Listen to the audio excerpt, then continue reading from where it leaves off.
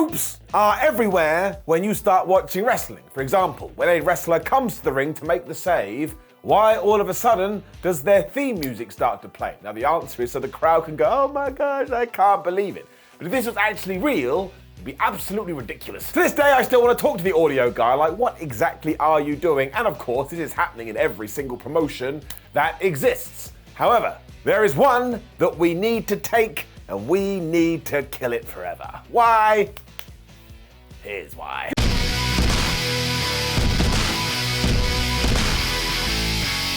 You'll get it right away, but let's start at the start. Throughout the 80s and early 90s, the World Wrestling Federation had a terrific tag team division, even though, as we know today, Vince McMahon doesn't really like tag team wrestling and he prefers to take two people, put them in the ring and say it's mano a mano. I mean, just look at the field though, and I'm gonna forget loads, but you had the Hart Foundation, you had the Rockers, you had the Legion of Doom or the Road Warriors, you had the Brainbusters, you had Strike Force, you had the Nasty Boys, they were kind of entertaining. You had Demolition, you had the British Bulldogs, and honestly, I could take this entire video and just keep saying tag teams, but you're gonna get bored, I'm gonna get bored.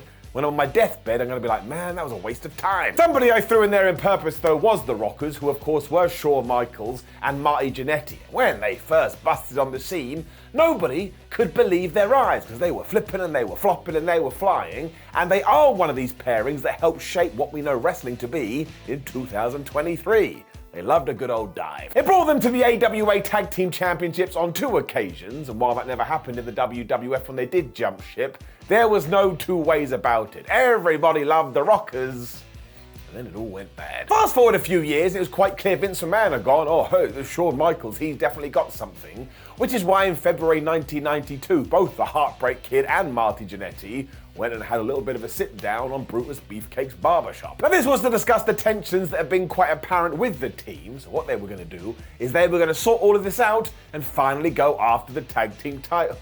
But instead, Shawn took his foot and he super kicked Jannetty through the barbershop window, and we have been talking about it ever since. This of course opened a brand new world for both of them, but we do have to say, away from the wrestling bubble, things were actually going very badly in the real world, because Marty and Shawn had got into a fisticuff for real in a hotel room, and it got so out of control, somebody called the police. The only reason this didn't go further is because the Macho Man Randy Savage convinced the cops, no, don't worry about it, this was just a wrestling angle. So fair play to that guy, he totally smashed it. It did mean the battle lines had been drawn in the sense that Michael was going to be the bad guy and Marty Genetti was going to be the good guy. And when we get to WrestleMania 8, when we could do this massive match and have the fans going, oh my gosh, I can't believe they're going to fight. I mean, why wouldn't you do that? It made all the sense in the world.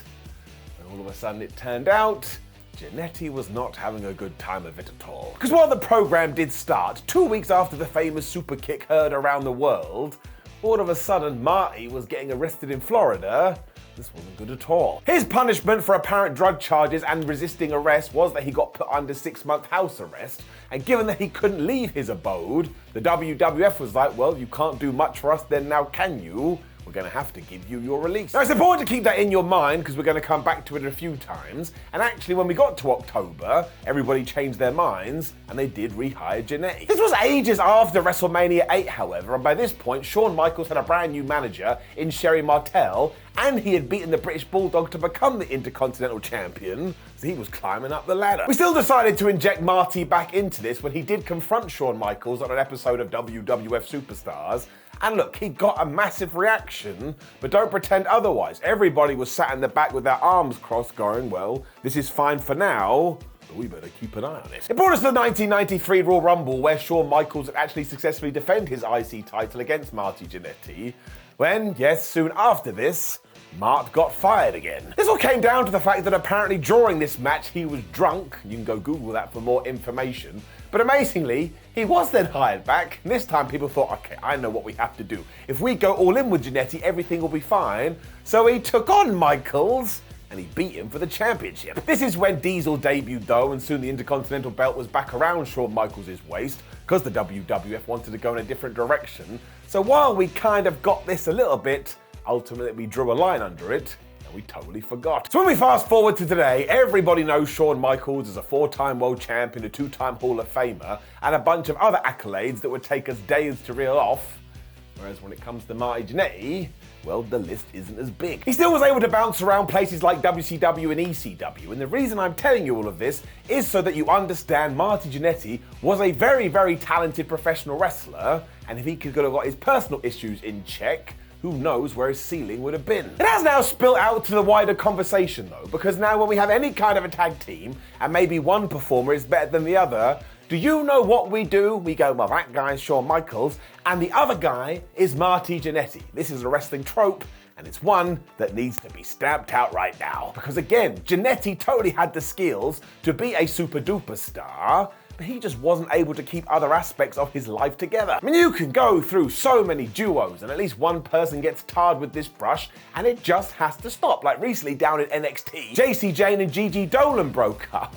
And it happened in record time. I was like, man, they're NXT superstars, they're still developing. Right now, you are not able to call it. It even happens for people like the Street Profits, and they haven't even broken up yet. Also, I'm sorry, if I'm in charge of a wrestling company and I have Angelo Dawkins and Montez Ford on my books, and I only push one of them, I should be kicked out of a window. It is so obvious. You can do loads with both individuals, so that's what you should do. Go through your talent roster and push as many people as you can. That's just good for everyone. The same nonsense was thrown at Stevie Ray, Charlie Huss, Rick Steiner, Devon Dudley, Chavo Guerrero, Bart Gunn, Joey Mercury, Matt Hardy, and even Chad Gable. I'm sorry, have you seen Chad Gable? He is one of the best in-ring wrestlers we have right now. He's just lazy because one, you're not trusting the individual in question, and two, it's not true. You're saying that somebody is being carried within the team, but go through all the names that just came out of my mouth, and it's not an accurate statement to make. I mean, Genetti was one of these guys, much like a Bret Hart or a Shawn Michaels,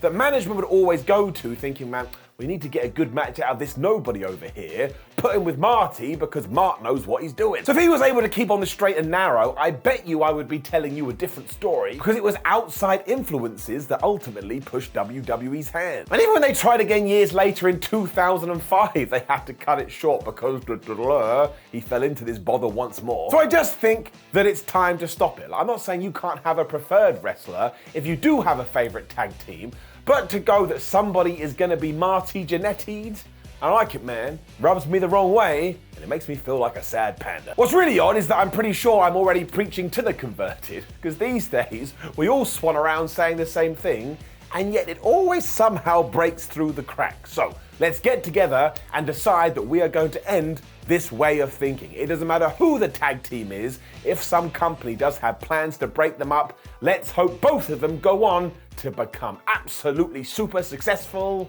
because then we can feel all warm and fuzzy in our tum-tums. I mean, take the New Day, right? They have always gone on record and said that they will never be broken up and they'll never allow it to happen. But if it did, you've got an amazing performer in Xavier Woods. Kofi Kingston is a flipping legend. And while I just hope Big E gets back to wrestle these days, just look at the man. Anyone would be over the moon to have him.